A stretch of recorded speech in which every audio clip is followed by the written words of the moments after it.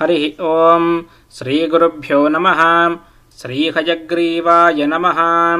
ओं यस्ते मन्योऽपि तदु वज्रसाजकसह वोजः पुष्यति विश्वमानुषगो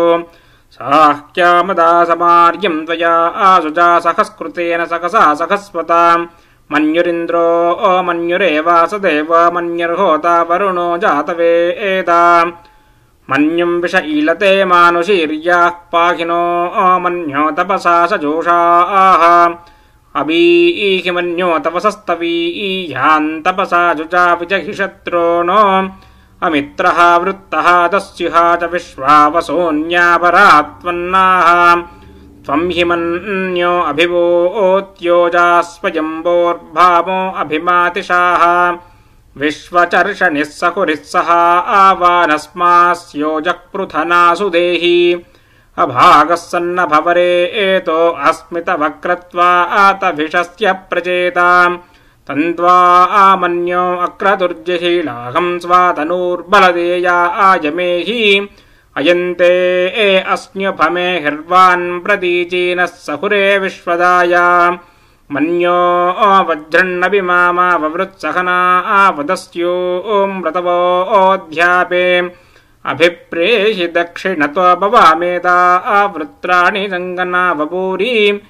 जहोमिले धरुणं मध्वो अग्रमुपवुपांशप्रथमा विभावाम् त्वया आमन्योः सरधमारुजन्तो हर्षमाणासोऽदृशता मरुत्वाम् तिग्नेशव आयुधाः संशिशानामभिप्रयन्तु नरो अग्निरूपा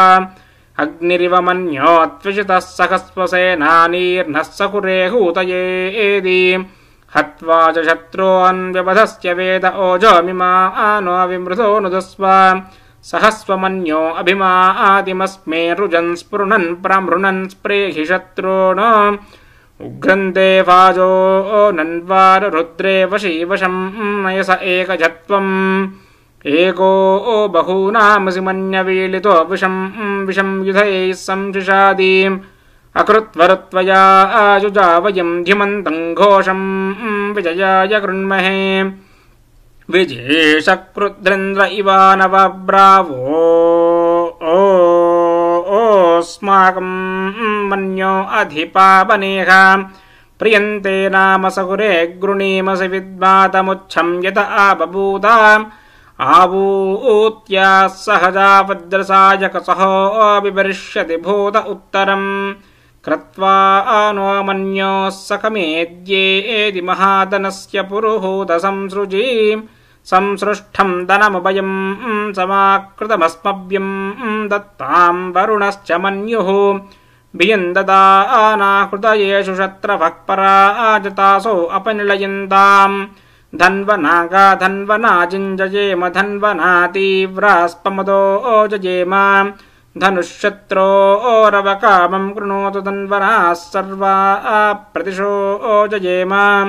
शान्ताः पृथिवीं शिवमन्तरिक्षं द्यौर्नो देव्यभयन्नो अस्तु शिवा दश प्रतिश उद्दिशो न आपो विश्वतः परिपोन्तु सर्वतः शान्तिः शान्तिः।